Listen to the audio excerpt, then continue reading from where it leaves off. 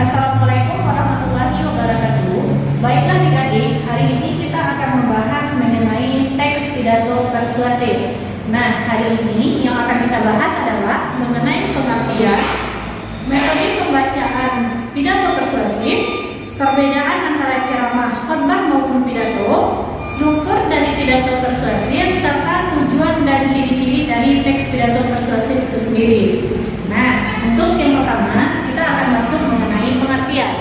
Jadi, pengertian pidato persuasif itu pada dasarnya adalah merupakan suatu jenis pidato yang isinya untuk mengajak, membujuk, atau bahkan mempengaruhi orang lain untuk berbuat sesuatu sesuai dengan permintaan orator. Nah, jadi kata kuncinya di sini adalah mengajak, membujuk, ataupun mempengaruhi sesuai dengan permintaan si orator atau si pembaca pidato itu sendiri. Nah, jadi untuk kategori ciri-ciri maupun tujuan. Nah, untuk isi pidato harus berlandaskan pada argumentasi yang nalar, logis, masuk akal, dan bahkan dapat dipertanggungjawabkan.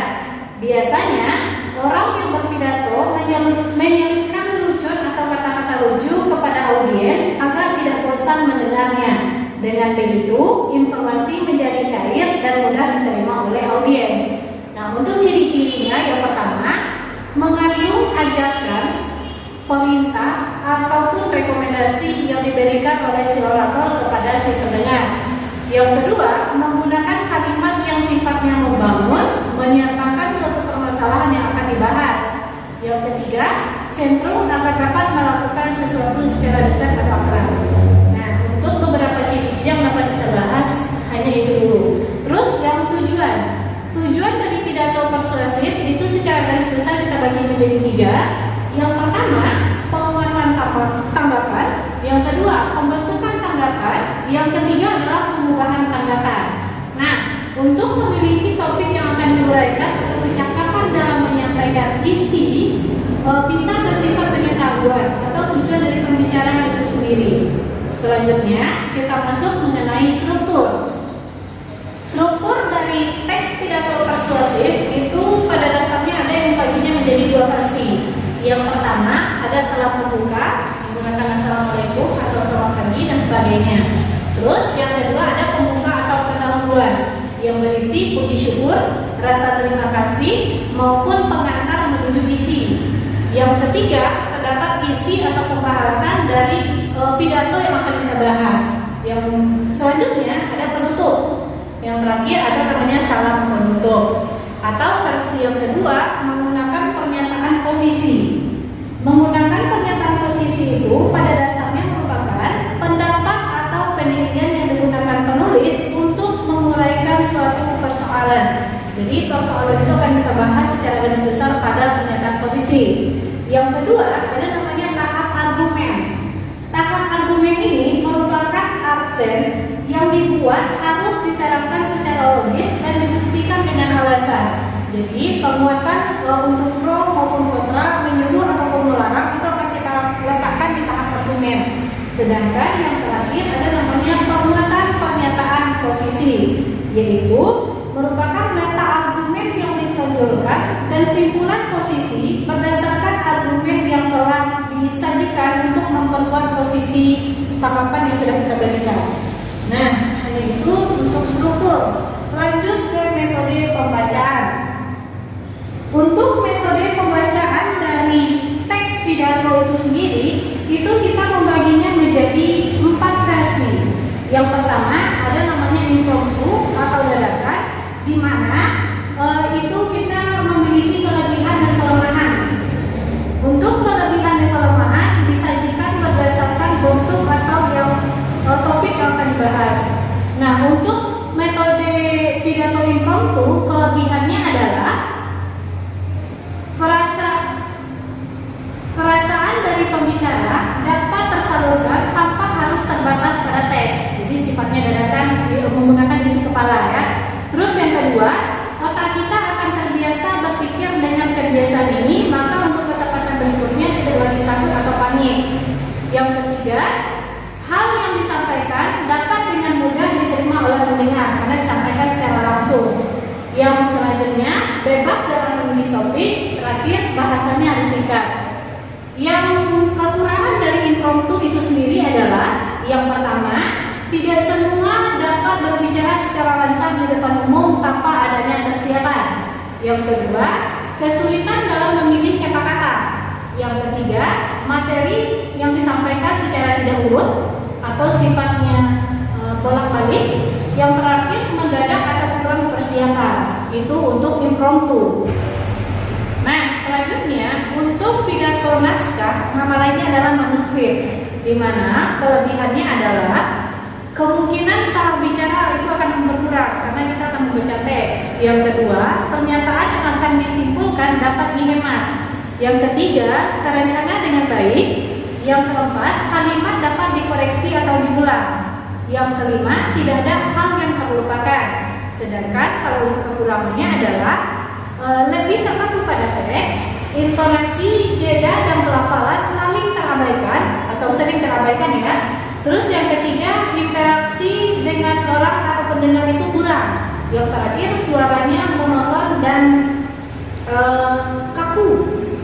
Yang ketiga, ada namanya metode hafal. Metode hafal ini kelebihannya adalah kata-kata yang dipilih adalah kata-kata yang bagus karena sudah dipersiapkan matang sebelumnya. Jadi setelah kita mempersiapkan teks, maka kita hafal, maka persiapannya lebih matang daripada untuk pembacaan teks itu sendiri.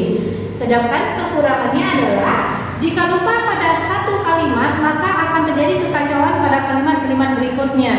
Dan kedua, itu sifatnya kaku, karena kita akan terfokus pada hafalan yang akan kita sampaikan. Sedangkan untuk pidato ekstemporan, itu kelebihannya adalah pembicara dan pendengar itu tetap bisa saling berkomunikasi. Yang kedua, pesan yang disampaikan itu sifatnya sederhana karena kita akan terpaku pada garis-garis atau poin-poin besar yang akan kita sampaikan kepada si pendengar itu sendiri. Sedangkan kalau untuk kekurangannya, yang pertama, adanya kemungkinan akan menyimpang dari garis-garis besar. Jika sudah melenceng untuk satu poin, maka poin-poin berikutnya akan sulit kita kembalikan kepada poin-poin utama. Yang kedua, memerlukan latihan yang intensif. Yang ketiga, kefasihan bisa terhambat karena kesukaran dalam memilih kata-kata. Nah, hanya itu yang untuk metode pembacaan dari pidato. Lanjut ke perbedaan. Untuk perbedaan antara pidato, ceramah maupun khotbah, yang harus kita tampilkan lebih dulu adalah pengertiannya. Yang pertama, untuk pengertian dari pidato itu sendiri adalah suatu bentuk komunikasi satu arah di mana berupa pengungkapan gagasan dan pikiran pembicara tentang suatu hal kepada banyak orang yang sifatnya umum dan tidak mendapatkan tanggapan secara langsung dari si pendengar. Itu dia.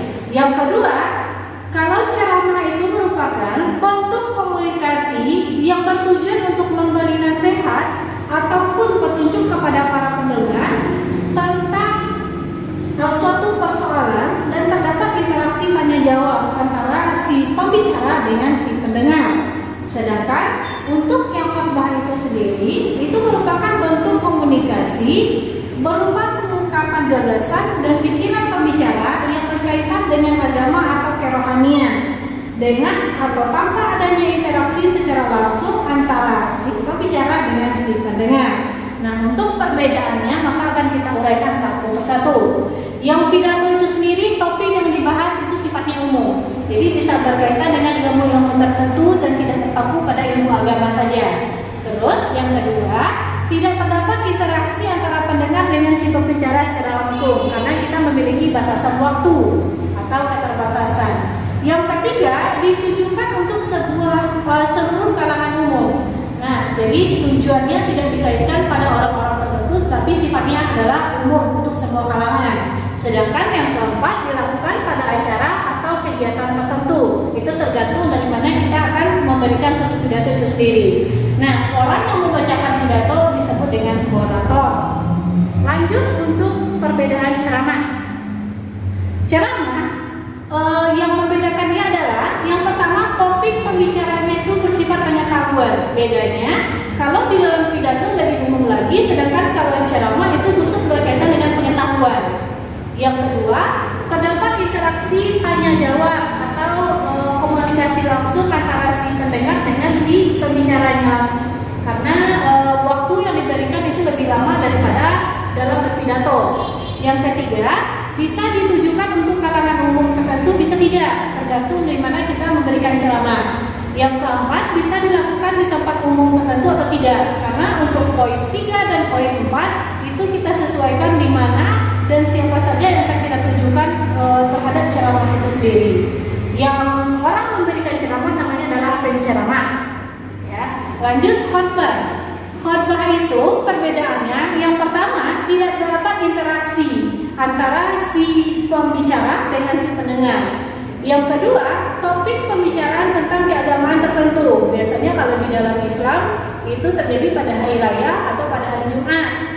Yang ketiga, ditujukan hanya untuk kalangan penganut agama tertentu. Jadi khotbah itu tidak hanya untuk orang Islam, tetapi bisa juga untuk agama-agama lain. Tetapi kata kuncinya adalah khusus tentang keagamaan atau penganut agama tertentu. Yang keempat, biasanya dilakukan di tempat ibadah agama tertentu. Dan orang yang menyampaikan khotbah disebut dengan khatib. Nah, itu dulu yang bisa kakak sampaikan untuk pertemuan pertama ini. Untuk pertemuan selanjutnya kita akan melanjutkan tentang pidato